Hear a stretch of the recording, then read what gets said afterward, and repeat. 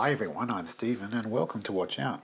Today on the bench I've got this Tradition 17 Joules watch. This belongs to a friend of mine. I believe the story is it was given to her for her 16th birthday, and basically it hasn't run for 25 years. So yeah, this is a fairly small watch. I mean, if you look at this thing you can see that it's the size of my thumbnail. So that's how small this thing is. But yeah, it's not running. So I spoke to my friend and she asked me if I could have a go at getting this thing going for her. So she did take it to a watch shop and they wouldn't look at it, which is not too surprising, I guess, given it's not worth that much. Its value is just sentimental. But anyway, we get it apart with the case knife, and now we use this plastic bag to protect the dial as we take the hands off with the hand levers.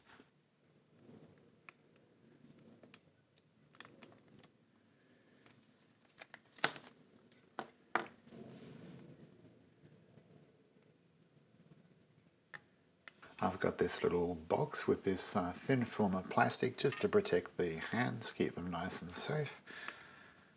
As we get the hour hand off, this is really, really small. Look at the size of it compared to the hand levers.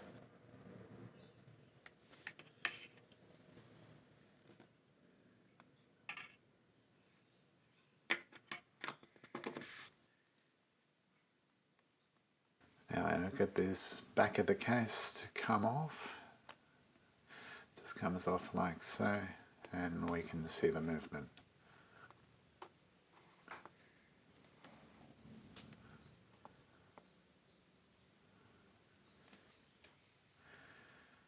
So we need to slacken off the dial screws so it will allow us to take the dial off.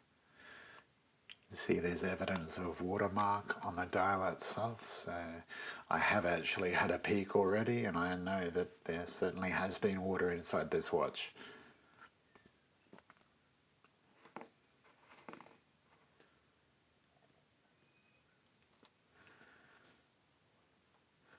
So that's the dial off. And yeah, the telltale mark just by the crown of rust, and the crown will not turn, it's seized.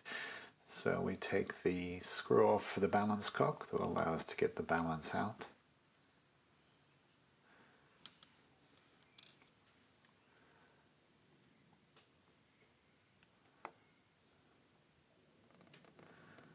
Out comes the balance.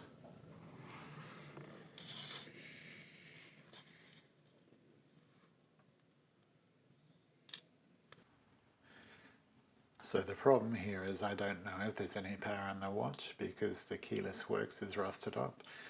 So I can't even move the ratchet wheel at all. So we're just going to have to wing it a bit and see how we go with releasing any power that might be there.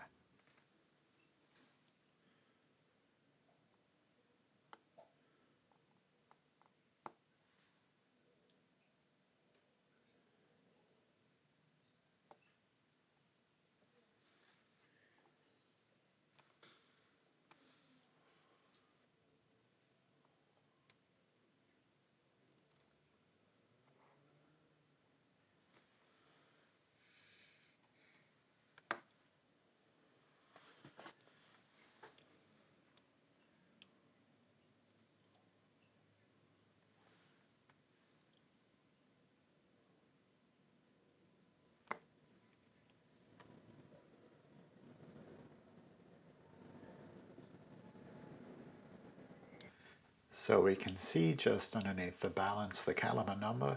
It's an ST69-21. So this is the dial washer, it goes between the movement and the dial itself. And the hour wheel.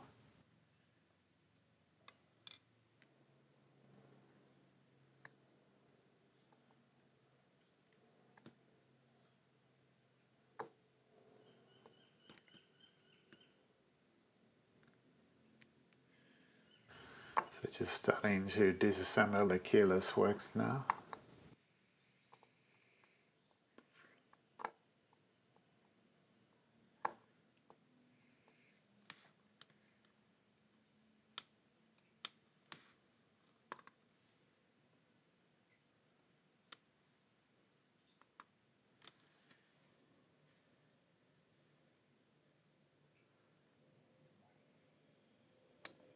So this plate holds everything down and the keyless works. We want to make sure that the yoke spring doesn't go flying away. So I'm just holding that down with the stick, and that'll be the first thing I take out, because once it's out, it's nice and safe.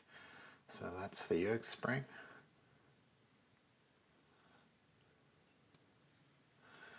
Put that aside. And this is the yoke itself. Note the orientation. Put that aside.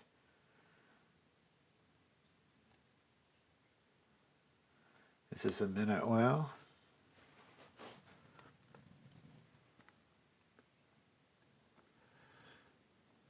And we have like this intermediate wheel that connects the motion works to the keyless works. This is the ratchet wheel.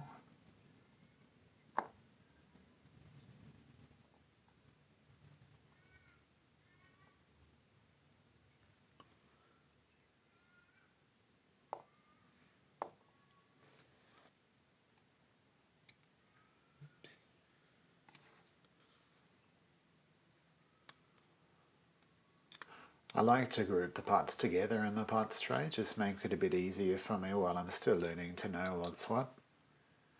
But I think I can pretty much name just about all the parts now, which is pretty important. This is the click spring. Also, we don't want this to go flying away either.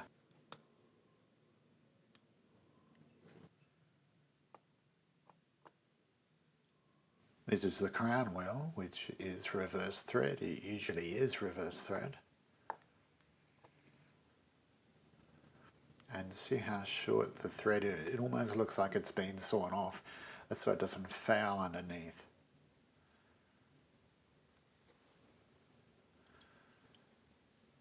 There's this little ring as well that comes off. Usually the top side is rounded, the bottom side will have slightly sharper edges. That's the way you tell which way up it goes. Okay, this is the click screw now, which holds the click in place.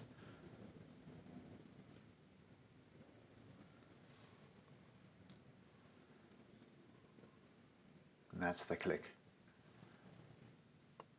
So it gives you that very satisfying, ratchety, clicky feeling as you wind the watch up. It's not actually doing anything clicky in the watch at all. That part is designed to give you that feel. But it also stops the ratchet from going back on itself. So, yeah. Okay, so these screws are holding the train wheel bridge down. There's actually only one bridge in this watch. Usually there's a train wheel bridge and a bower bridge, but in this watch they are all in the one bridge because it's so small. It's not too surprising really. We just gently prise the bridge up, and yeah, the barrel itself has gotten stuck. See, the barrel doesn't want to come loose. So I have to find a persuader to make that come loose. My trusty stick might do. There we go. Okay, so that's the bridge off.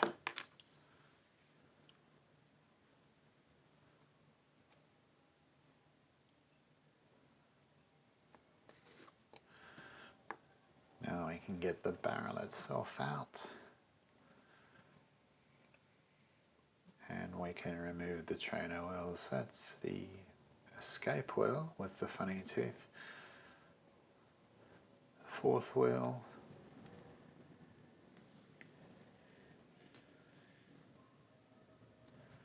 Third wheel.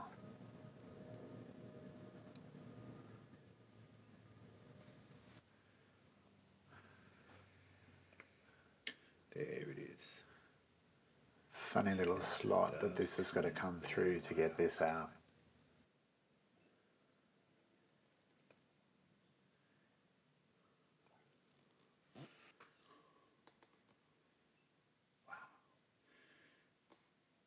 Baby.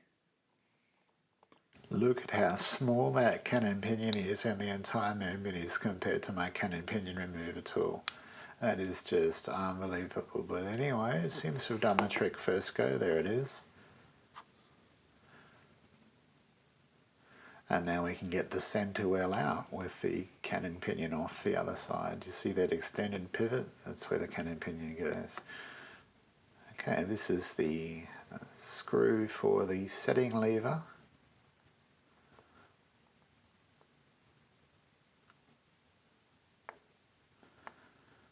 Starting to get towards the rusted up areas now. I can see all the rusting on the movement there. That's the setting lever itself.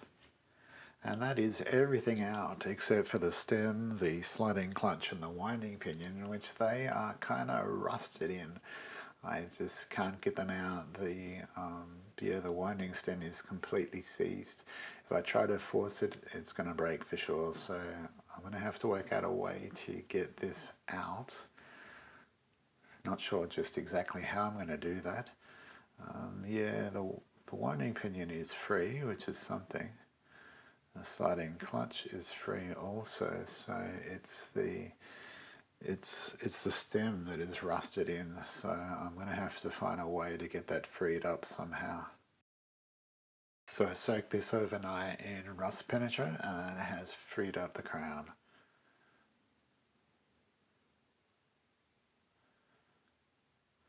There we go, not rusted up anymore. So now I can take the stem and the crown out.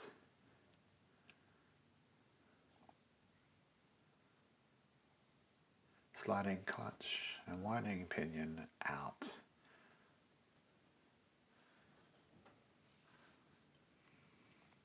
Now I disassemble the mainspring barrel.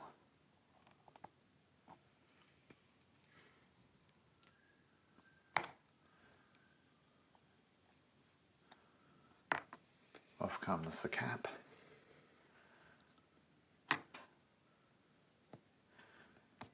And again, my trusty stick gets it unstuck.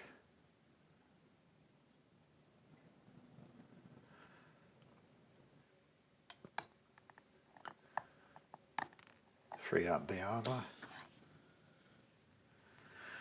Right, so the last watch that I did, the spring went flying when I did this, so I'm going to be really, really careful so that I don't lose the spring and it doesn't go flying off on me.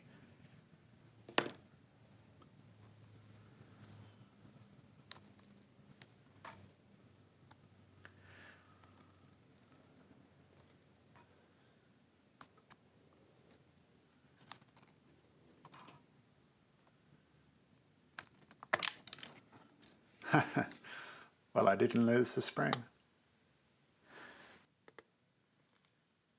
So I need to put all the parts in these baskets. This is how I wash them. So again, I do try to still group them together according to function. It just makes it a bit easier, I think, for putting it all back together. And then I put the baskets inside these jars to go inside my ultrasonic cleaner. And so while we are cleaning these parts, I just want to thank you so much for watching this video. Please do subscribe. It helps me so much as a brand new channel just trying to get started out. You might also like to check out my other channel, Audio Nautica, which is about hi-fi and some nautical things. And I've also got a Patreon, patreon.com/Audio Nautica. So I'm using this fiberglass brush just to take off the surface rust. It does a great job of that. I also used a vapor rust on the stem and the winding pinion to get those cleaned up. I will actually be able to reuse them. It's the winding pinion was rusted the most, but it's okay, which is really great because it didn't look that good when I took it out. Okay guys, so I've got all these parts cleaned. An awful lot of manual intensive work. You just can't expect the ultrasonic to do it all for you. If I had a proper watch cleaning machine, maybe that would do some more, but all sorts of bits and pieces like rust and stuff that just manually had to come off. At some point you've also got to inspect the parts. So one thing that I've noticed is this is the barrel bridge. and it's also the train wheel bridge as well. So there's only one bridge in this watch, but you can see this thread has been mangled. Now this is actually the thread for the crown wheel. The crown basically goes in here, and it's reverse thread. So it looks like at some point someone has mangled this thread. It is taking the screw okay. For a moment I thought that I was going to have to replace the bridge, which would be a real pain. It does seem to be taking the wheel okay, so hopefully we've dodged a bullet with that one. The other real frustration that I had is I've got the yoke spring here. I was really careful this time, because what happened on the last movement that I did is somehow or other in the washing process I managed to lose the click spring. So I was just really careful with the springs on this occasion. Put them in smaller baskets and so on. So anyway, I take all the parts out, can't find the yoke spring. What the heck is going on here? So I had changed the fluid in the jars once, because I sort of like did a first pass in fluid, then I changed the fluid and did clean fluid. But anyway, I went through all of the baskets, double checked all the baskets under the microscope, could not find it. So then I went and checked all of the jars, looked in all of the jars, and you won't believe this, but it's true. I found this spring sitting in the bottom of one of those glass jars, and guess what was sitting underneath it? This. It's the lost click spring from the last movement that I did in the same jar. So these parts must have magnets in them, I think, because when you lose parts they end up in the same place. So what I think has actually happened, well, that must be what happened, because I know that I put them in the baskets, is those parts are so small that they can actually work their way out of the mesh. The spring is so thin that it just kind of wiggles its way out.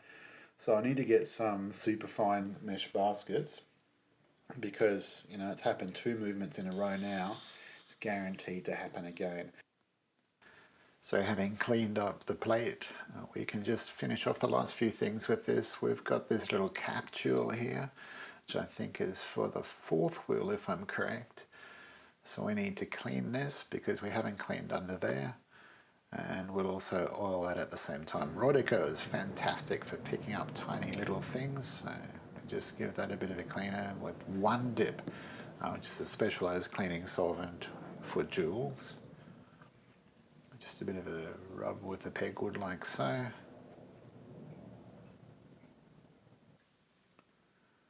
And then just another dab with one dip, make sure it looks nice and clean. And we do the same thing to the capstone itself. Obviously the side that goes down is the side that we're most interested, because that actually will have the oil on it. So again, just clean it out with the pegwood and the one dip.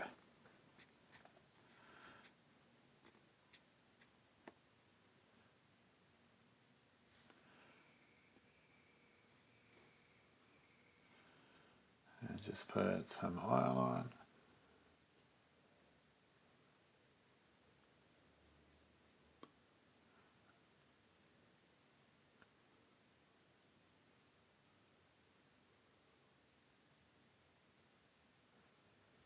Probably a little bit too much oil actually on reflection. I'm still sort of like learning. There's a lot of technique to get in just getting this just perfect.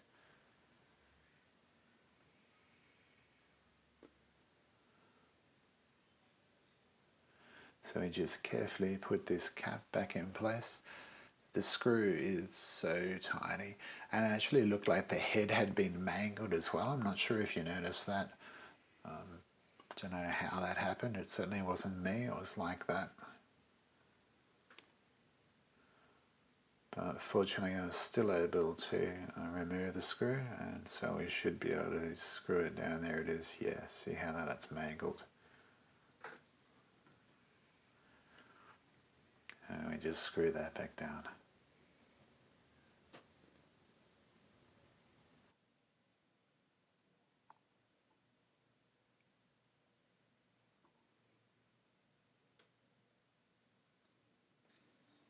So I need to regrease the mainspring, and we use Mobius 8200. This is the only place that you use 8200 in the movement.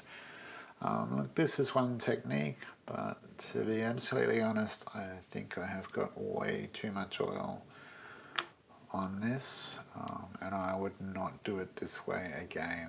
I read that some people, the way they do it is they put it together and actually apply the oil afterwards.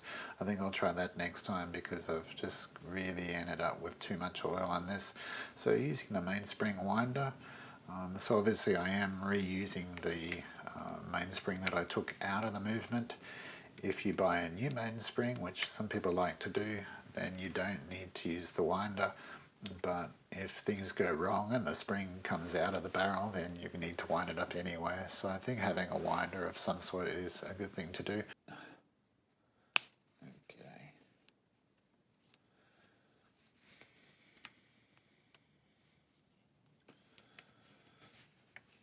So I have to take the cops off because they're getting tangled up.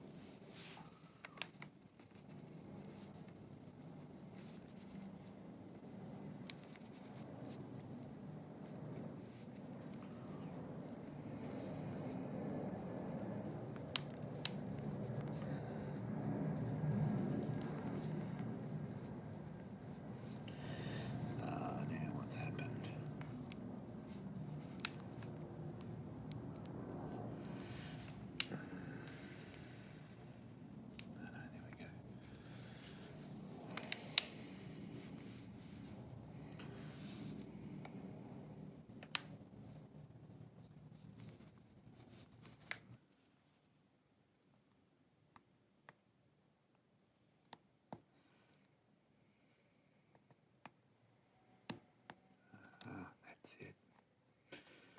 That's it.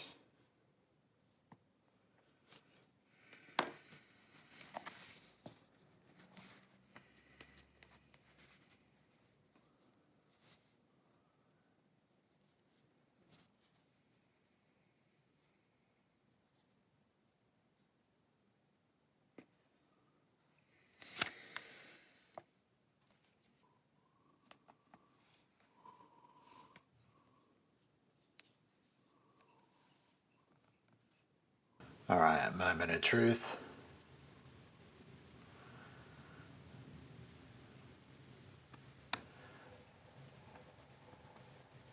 Look at that.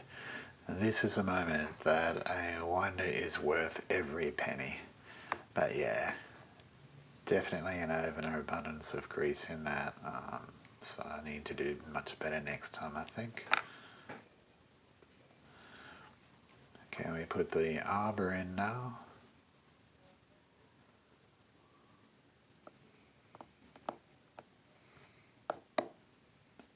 There we go. We just make sure it's engaged. We just turn it like so. That makes sure it is engaged. And now we just pop the cap back on.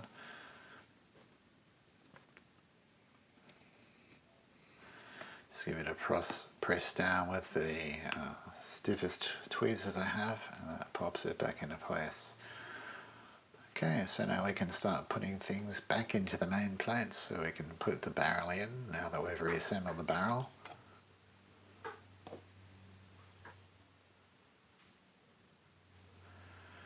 Okay, the escape wheel, we got this funny little slot that we got to get it back in. It's really, really tight and it will fit, but it's very, very fiddly.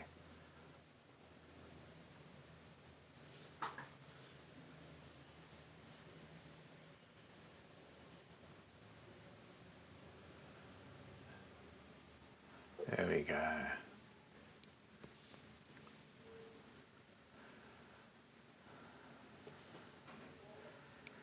Okay, so now the fourth well.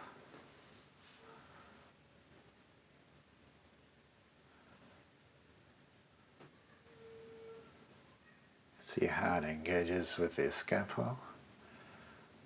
Now the third well.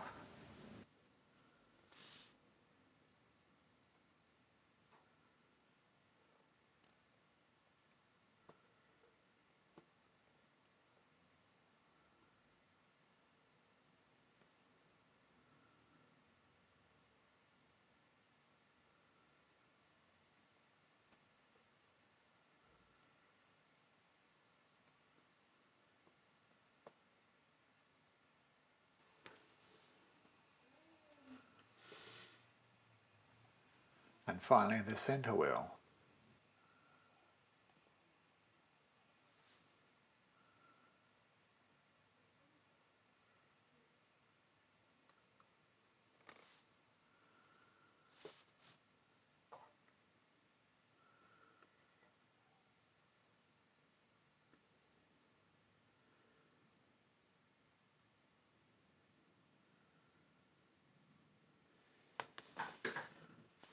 Okay, now a very important step that noobs like me tend to forget is to put the setting lever screw in, because it is held down by the bridge, usually by the barrel bridge, but in this case there's only one bridge, so the train wheel bridge holds it down. And I must confess this is actually my second attempt at putting on the bridge, because the first time I forgot to put the screw in.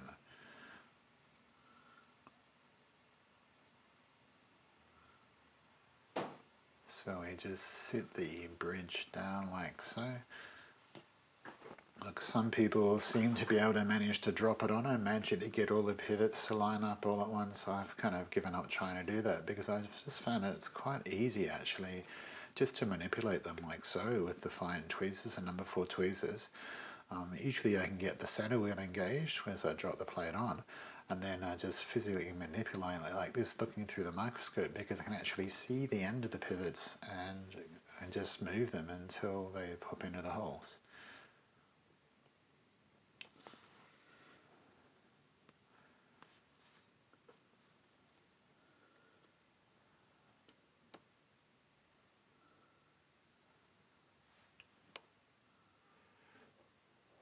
That's his scope wheel in.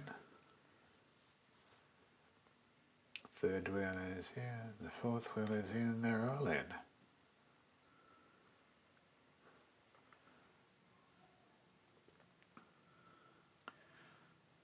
So to encourage them to stay in, we want to get the screws in as soon as we can, but we don't want to just like screw them up all tight straight away, because if something's just gone awry or they're not quite sitting right, you could very easily break a pivot. So we just want to get these in just so that the bridge isn't going to fall off. But as we go, just be really careful and make sure that the wheels are still free and not jammed up on or something.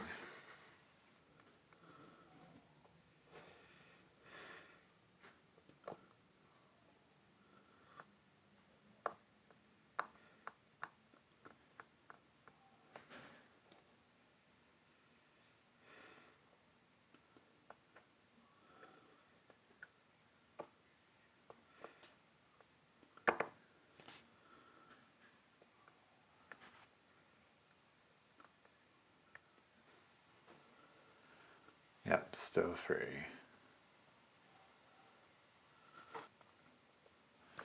Now you can just tighten them down all the way.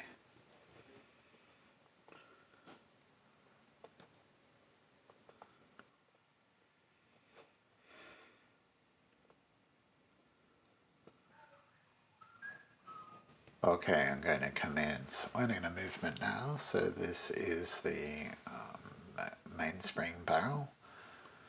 Just using some of the medium viscosity oil on that. General principle I use is things that are slow moving, slowly rotating is medium viscosity oil, and it's the fastest rotating things get the lightest oil.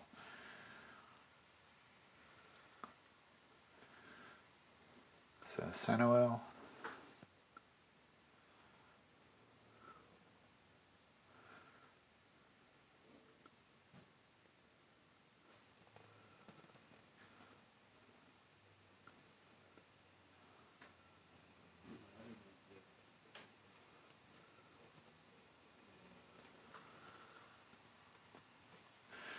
So the fourth wheel and the escape wheel I use the light oil on.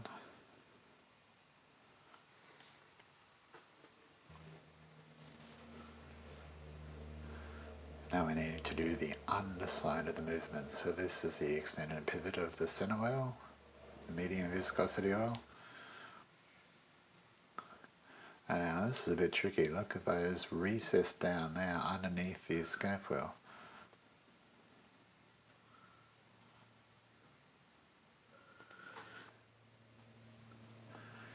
So I just need to clean up the bit of mess with the Rodico.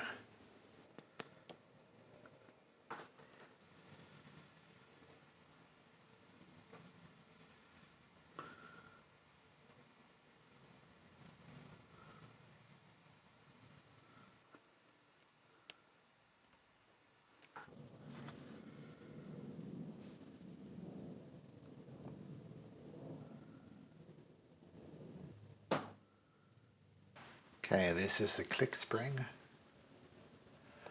and we don't want that to go flying away. It actually sits underneath the ratchet wheel, so we now get the ratchet wheel back into place as quickly as possible, screwed down, and then that spring won't be able to go in.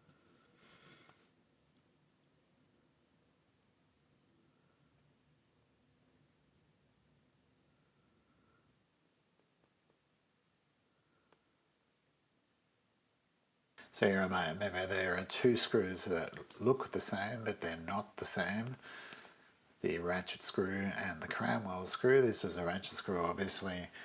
It is a normal thread and it has a longer thread on it, whereas the other one is reverse thread and it's the short stubby one that looks like it's being cut off on the bottom.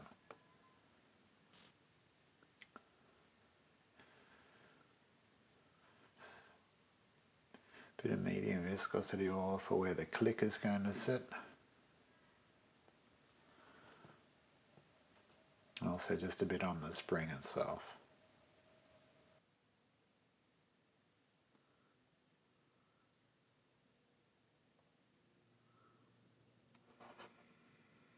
So fit the click itself, and now the click screw.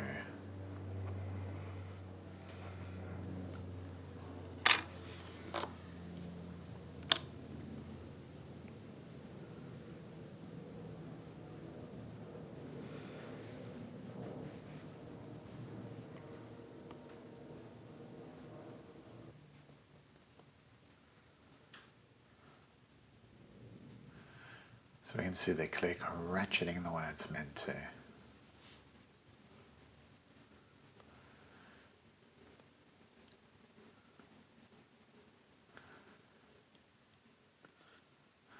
So we've got that intermediate ring, just goes in here where the crown wheel is going to go. Remember there was an up and a down side, the rounded side goes up.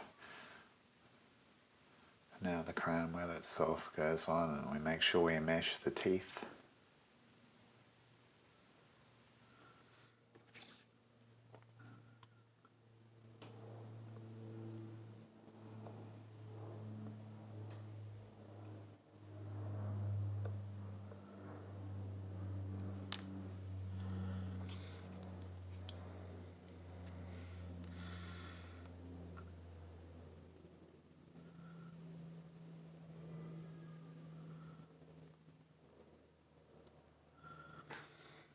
Some of the medium viscosity oil.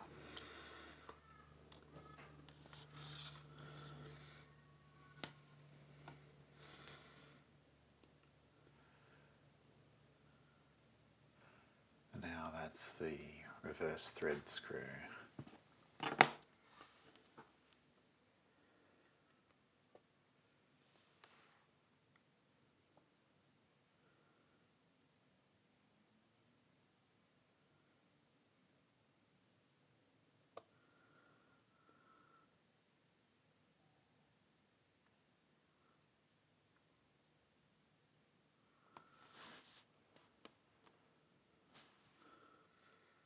So we just put some of this blue grease onto the extended pivot at the centre of the wheel just before we put the cannon pinion on. The cannon pinion should be tight, and so we need to give it a good old push on the staking block using the stiffest number 0 tweezers that I have.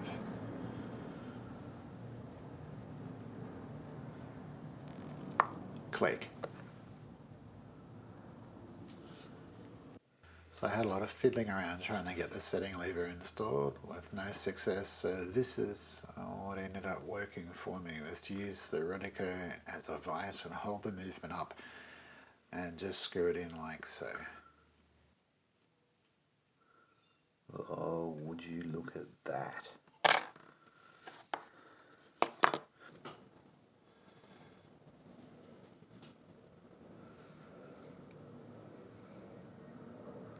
So the keyless works now. So this is the winding pinion. This was the part that was the most rusted, but it's come out okay. So because these parts tend to slide across one another, I generally use the grease rather than using oil.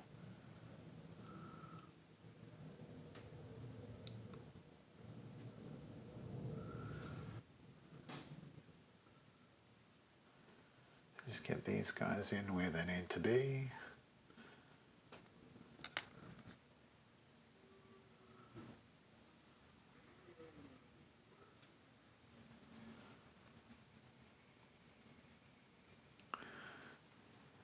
Now we can put the winding stem in. We just need to lubricate it first. These various surfaces, we're not trying to drench it in grease, but we want a good application of it.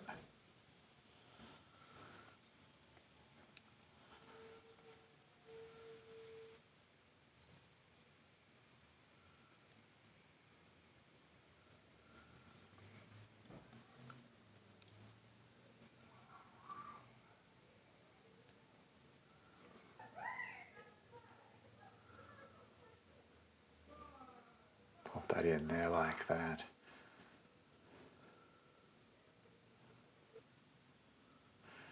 Just need to slightly loosen off the setting lever screw just so I can get the setting lever into position. It just won't quite go over the top of the little ridge on the stem.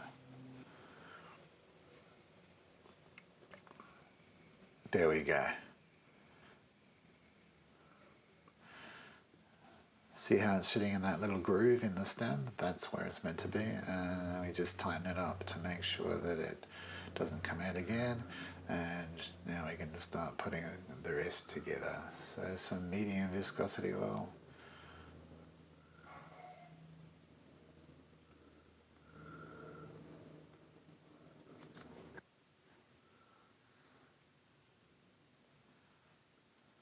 Some minute oil. This intermediate oil, it has chamfers on it. The chamfers need to go down.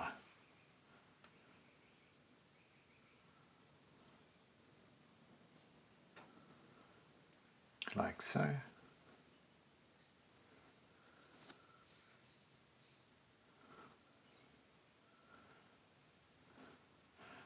So a little bit more grease on this little slot because this is where the yolk is going to sit in that slot as this stem goes in and out to select between hand setting and winding. So now we're going to put the yoke spring in. Again, we don't want this to go flying away, so I kind of make sure everything is there in place, ready to put straight on as soon as I get the spring in place. And use my stick just to sort of try to hold it all there so things don't go flying away, especially the spring. Because man, if that thing goes flying, there's lots of crawling around on hands and knees. So let's get this in. There we go. And now, as soon as possible, get this plate on, because once it's on, that spring is not going anywhere.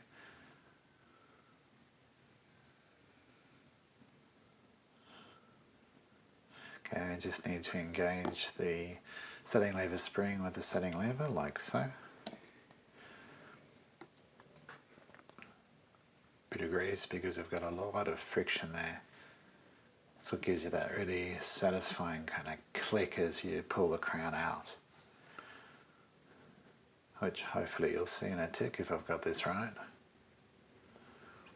And then this is where the yoke spring rubs against the yoke, so I want some grease there as well. Just clean up the excess from Rodico.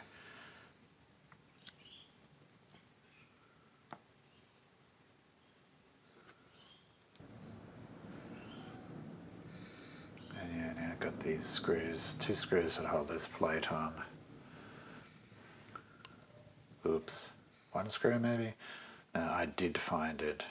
And I did end up screwing it in, but we just get this one in. And yeah, I had to go looking for the other one, but it was found.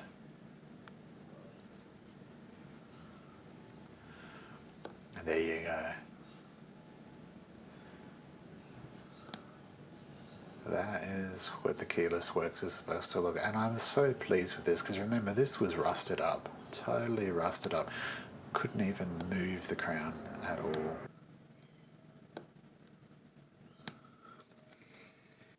Right, so now I need to install the pallet fork.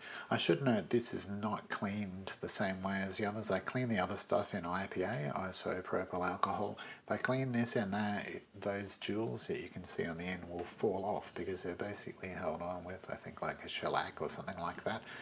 And it will just dissolve. So use the one dip to clean this, and also the one dip to clean the balance as well. So with the pallet fork in place, that will actually hold the wind in the watch, so I can put a bit of wind in it and make sure that the pallet fork springs back and forth like that does. If it does that, then it indicates the powertrain is probably functioning as it should. So just put the screw in to hold the pallet fork cock in place.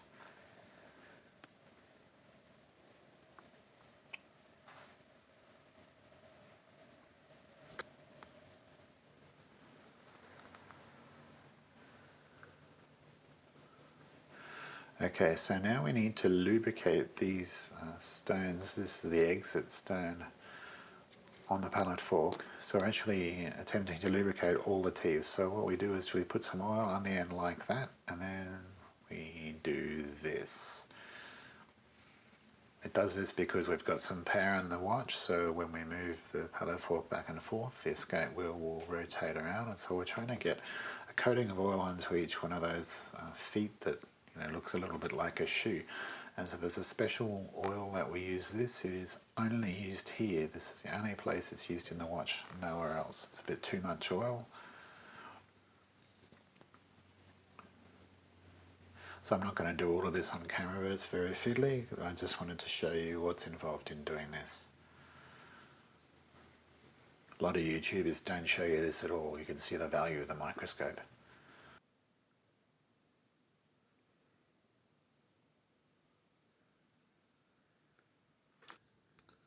So just clean the balance in one dip also, because there's a jewel that's again kind of glued in, and we don't want. Uh-oh, that's not good. That's bad. But we'll press on and see how we go.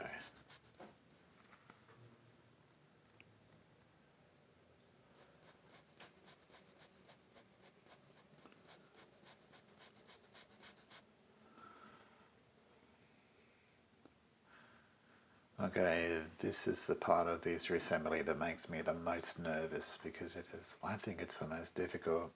This is the most sensitive part of the watch. If you break the balance, it's all over Red Rover. And it's very, very fiddly, very, very tricky to get it into place. So I know I still need to do a fair bit of improvement on this. But as they say, practice makes perfect. There's only one way to learn this, and that's to do it. You can watch as many videos as you like, you'll learn nothing. You can actually see under the microscope, you can see the end of the pallet fork and the impulse jewel.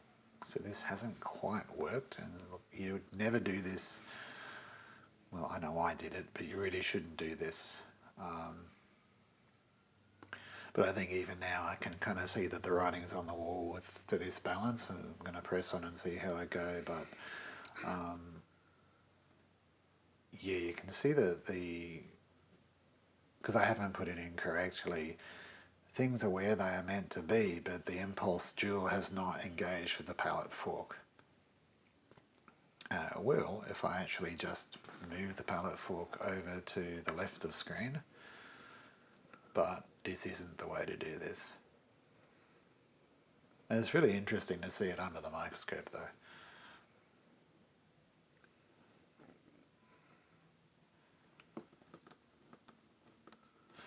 So anyway, I'm going to put a full wind into it and see what happens with the full wind.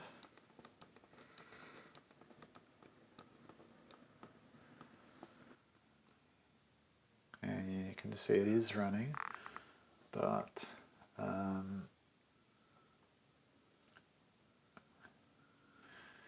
the amplitude doesn't look that brilliant.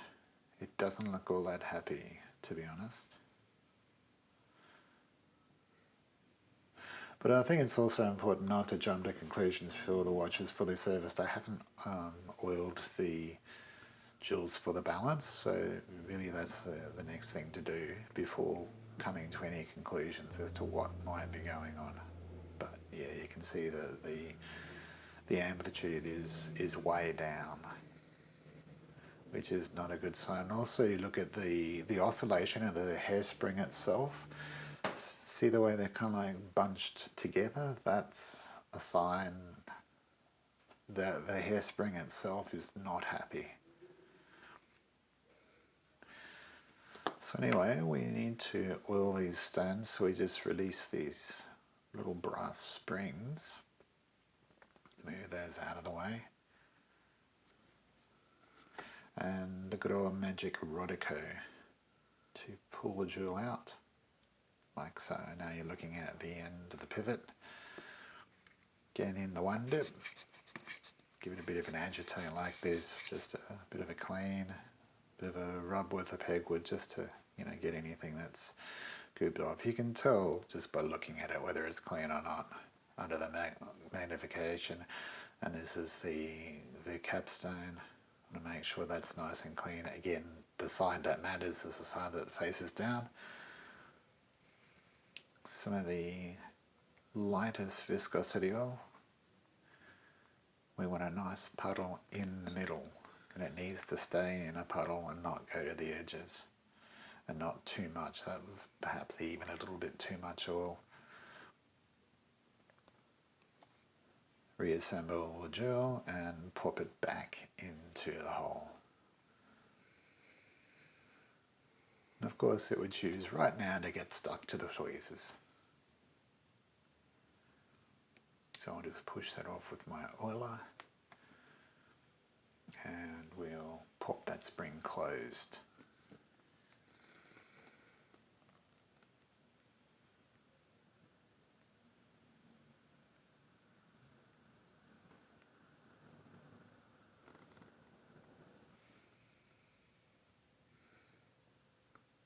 Okay, we need to do the same side for the bottom side.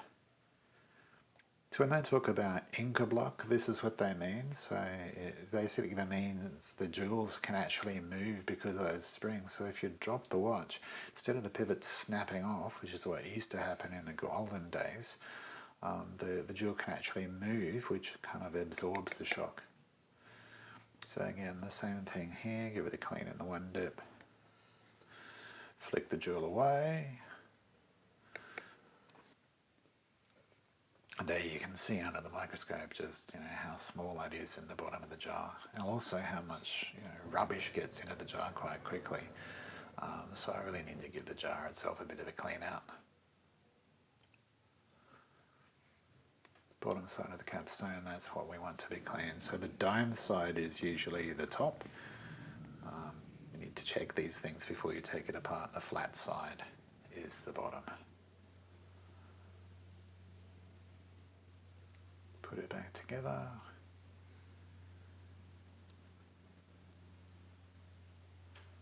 And back into the movement.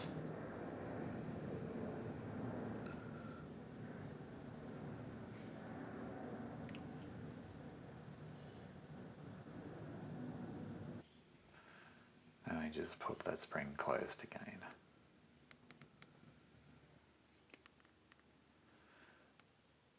Okay, and we can do the last part of the motion work now. So this is the hour wheel. Stay on.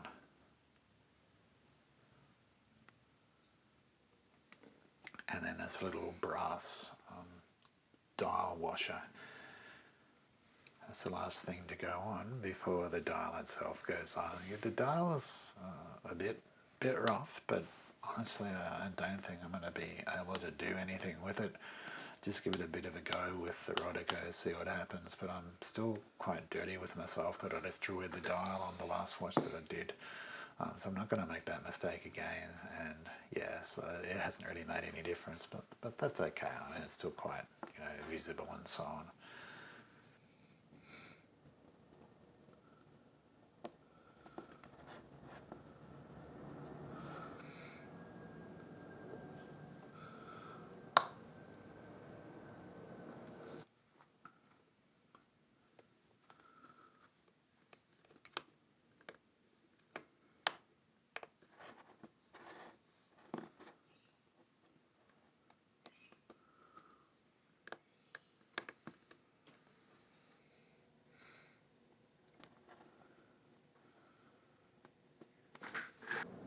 So you just pop the hands back on, use this little tool to press them on. You can get a fancier press, which is a bit more precision, but I don't have one. Minute hand goes on. And just push it on. Right, so we have a fairly serious problem here. The hands are not turning. So you might not be able to see, but there's slop there. See, that's really sloppy on the hand setting. So I'm 99% sure what the problem is that the cannon pinion is too loose. So what that means is that I'm going to have to take the watch apart and tighten the cannon pinion, which is kind of frustrating, but there you go. Right, so I did all that disassembly off camera.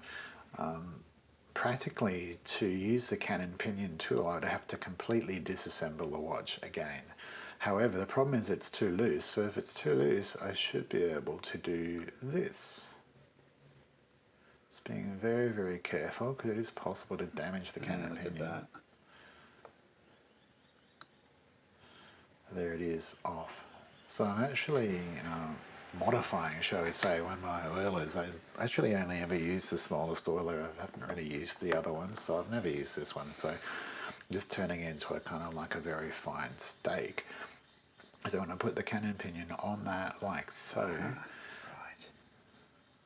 Now I need to very, very carefully, using my side cutters, to squeeze down on the cannon pinion,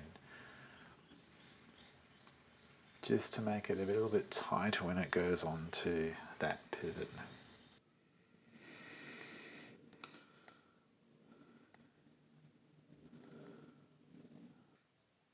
So I did apply some more grease and now refit the cannon pinion.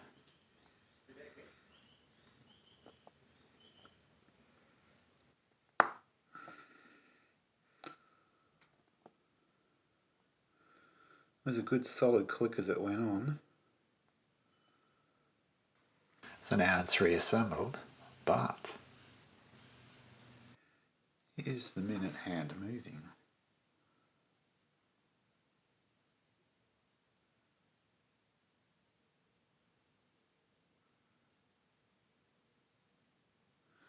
Yes, it is. Okay guys, I am back. It's been about a month since I've done anything on this watch, and I must confess I was almost on the verge of giving up on watchmaking altogether. This has been so frustrating. But finally, I think we have made it.